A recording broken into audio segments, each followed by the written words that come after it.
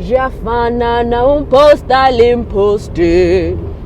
Done a red katima bena. Jafana na posta limposte. Done a red katima bena. Guys, my vendor's very left, okay? It's not my origin, but anyway. Dumalam Bumasev, I hope you guys are good. Welcome back to River S Cars, and this week we are in the Citroen C3. It's an Urban World Car of the Year winner, so it's an award-winning vehicle.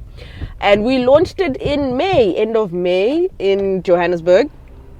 Monte Casino sites in Johannesburg. And it's a budget offering. The C3 has now changed completely and become a budget car. But purpose of this review is to tell you, is it good enough or not? Because it's coming into a very tight segment with a lot of rivals. But we'll get into that. So yeah, keep it tuned. So on the exterior of the C3, I find it to be very quirky and very unorthodox. That's mainly what Citroen is known for. Very outlandish designs that have kind of captured the world by storm over the years. So you have this Boomerang X LEDs, daytime running lights, and the halogen headlamps, which I find to be really, really cute. The exterior for me looks very quirky, very different. It is a bit of an SUV-esque car with the raised ride height, the roof rails, the skid plate, everything that you can, like even the body, the way the car is built, it just looks more of a budget SUV, which is quite cool. The rear, however, I do like it, but it reminds me a lot of the Kwid. It reminds me a lot of the Renault Kwid. So now you have this whole Citroen badging across the boot lid, and then the rear lamps remind me a lot of a Kwid. So that's the only reason I'm like, okay. But anyway, outside of that, I think the car is very decently styled. Looks good, looks the part. If you want alloy wheels, you can pay a bit extra, which is the ones that are fitted on this test unit, and you pay about 8,000 Rand extra. So it is a bit of I think it's a very affordable way to spec a car, because a lot of extras on other vehicles cost you a lot more. You can get like the Elegance Pack, which is an extra 2,200, which gives you the chrome on the door handles and things like that. So it's a very affordable way to get a very top spec kind of Citroen.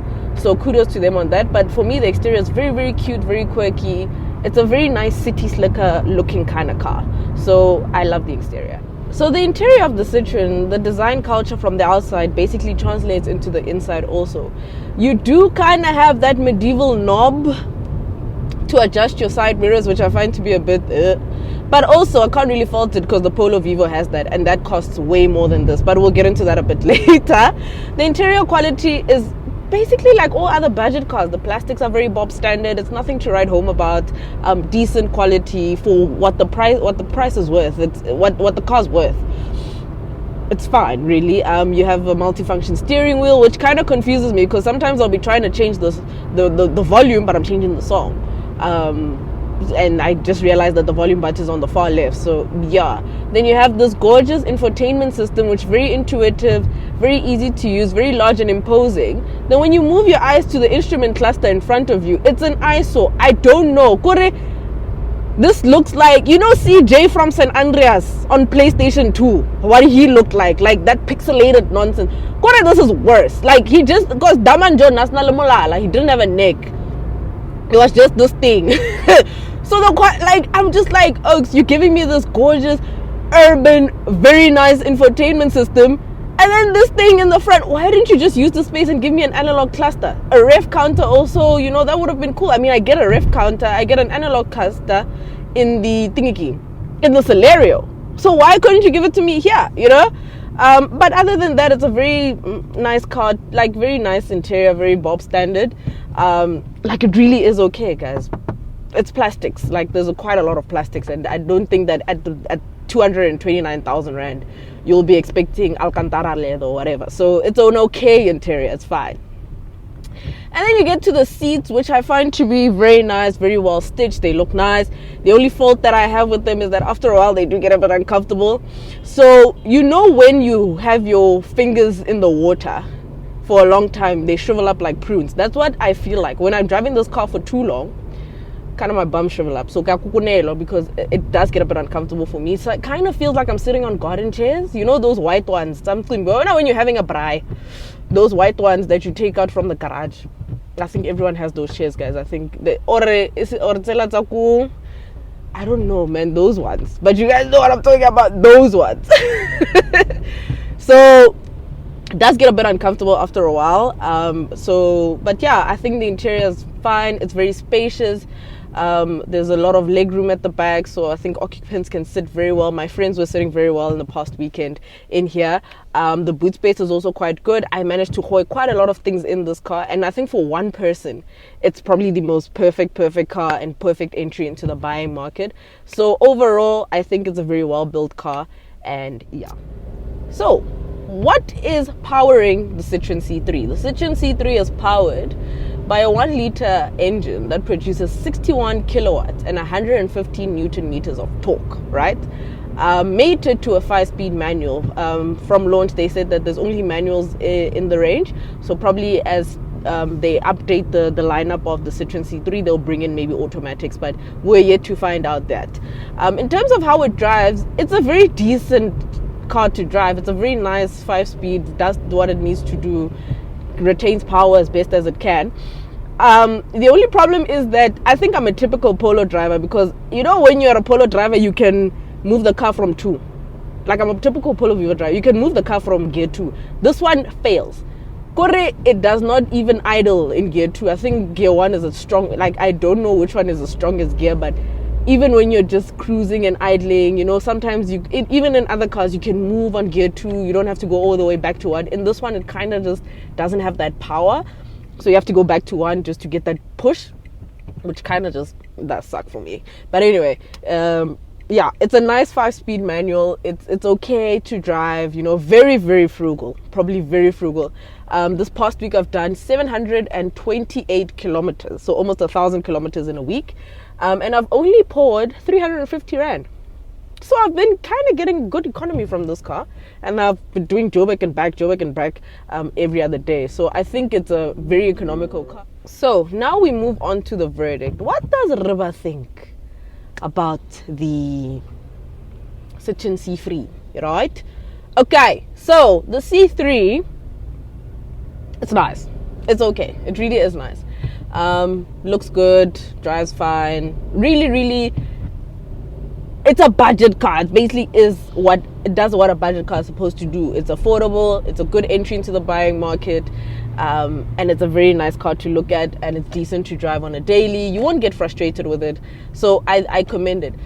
And I think it's a good thing that it won World Urban Car of the Year, because it's worthy of the accolade. I judged it harshly on launch, but I think it's worthy because it's a very, very nice city slicker, very easy to park. You just hoy it anywhere. It's quite small and compact, so it's a very, very well done car. So the pricing of this vehicle is 229,000 rand, right, which makes it very, very, very affordable. It aims to rival the likes of so many budget cars. So you have Kwid as a rival, you have Kaiga as a rival, you have Nissan Magnite as a rival, Suzuki Celerio, Toyota Vitz, Suzuki Swift, Ignis, Espresso. Almost every budget car under the sun, under the 250,000 rand mark, you can put it in the ring with this one. The only thing that I'm quite concerned about is the 2-year 30,000 kilometer warranty, which, I mean, Suzuki and Toyota offer far better, right? And far better. It does compete with the Polo Vivo, but I didn't mention the Polo Vivo because the base Polo Vivo is already 248,000 rand. So I feel like it's a bit too outpriced for this one.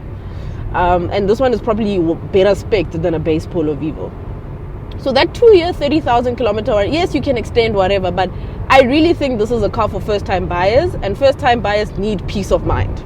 That's the first thing you need as a first-time buyer. You don't need things falling apart. You don't need to be worried about this, that, and the third. You just want a car. You get into, you go to work, you run your commute, you do whatever, and you are set. I will not be oblivious to the fact that a lot of people have commented and told me that Citroen has had a very bad rep in South Africa. You know, so a lot of South Africans are adverse to the brand, but they're working on it. I think we should just give them the benefit of the doubt in terms of the dealer network, the improvements that they can make. And to be honest, they went back to the drawing board and gave us this product, and I think it is really is a contender to be one of the best budget buys you can get. Outside of the ones I've mentioned, it has a fighting chance. They just need to run with this product, improve it with the small things, put in ESC, a reverse camera, and I'm telling you, it would topple almost every other one, you know. It's just that South Africans are very brand conscious and very brand loyal. So it's going to be very hard for us to sway from your Suzukis, to sway from Toyotas and them into those kind of cars, into this kind of car. You understand what I'm saying? So it just needs we just need a little bit of more confidence from them. But ultimately, for me, I think it's a stunning little offering. It does what it needs to do. It gets you from A to B. It's fine. It really is okay. So I do get why it won that award. It's deserving. For me, I think it is deserving. So yeah, I personally think, for me, if I had that money, I would probably get a used Swift, because I think Belen was a bit out of reach at a 230,000 rand budget. Maybe I can get a used one, but I'd probably go for a second-hand Swift or a brand new Celerio. You know, the Celerio is my long-termer, and I've been driving it. And the one advantage that this has over the Celerio is that it has a height adjustment lever. The Celerio doesn't. So that's one of the things. But I think the Citroen is a good car. It's fine. Not much to complain about, not much to faff around about. So it's all up to you at the end of the day as to what you guys would want and what would work and suit your budget best. And I really do think that in this day and life, guys, does it really matter what you drive? You know, it's a first time buyer's car, so we can't judge it too harshly, because all of us would love to get into the best and the latest German car, the best and the latest car as our first cars. But guys, the economy doesn't allow, like, komeja buns, is it as? So komeja buns means a cow is eating a bun, which is basically like an idiom. I don't know if it's Tswana or whatever, but it's an idiom to kind of say that the way things are so bad that cows, if there's no grass for cows, they will eat anything and anything just to be full. That's how bad it is. So they're not picky anymore. So yeah, guys, komeja buns. So get it, like, if you can afford it, buy it, guys. Get into a car, just check the safety, check the warranties, check the service plans, and buy what suits your budget and what makes you happy, right? So yeah, if I haven't taught you anything, this is what I'm teaching you, you know. Buy what makes you happy and make sure it's within budget. But yeah, I think Citroen has done a stellar job with this one. Kudos to them for coming back and, you know, doing something very nice, and I'm very impressed with it. So good product. Outside of the things that I've mentioned, good product. And I can fully vouch for it. So let me know in the comments, what would you get? Would you get a Quid? Would you get a Espresso? Would you get a Celerio? Would you get this? Would you get a Swift? What are you spending 230,000 rand on? So yeah, guys, thank you guys so much for watching. Don't forget to like, comment, and subscribe. We are on 7,000. Thank you. So we're almost at 10,000 subscribers. I really am grateful. We are going to improve on the consistency. You guys have been shouting at me. I'm sorry. I'm going to improve. I am going to keep on posting. But after this, I'm on a little bit of a break until the 17th of August. It's getting very busy, very hectic, but I don't have any vehicles booked because I'm tired. Katere, mina nandoneta ngamanda. Like, I am tired. Kelapile, khatetse, mudimu, help us. Like, kelapile, I'm so tired. So sorry. I just need some time off just to relax. But I am dropping a video next week, so I'm going to keep the content going one way or the other. But guys, I need to also take a break. But we're going to be back in full force with the testing of vehicles from the 17th of August. But also, I'm going to link all my socials below. Please do follow me on socials. And yeah, guys, I'll see you in the next one. Bye.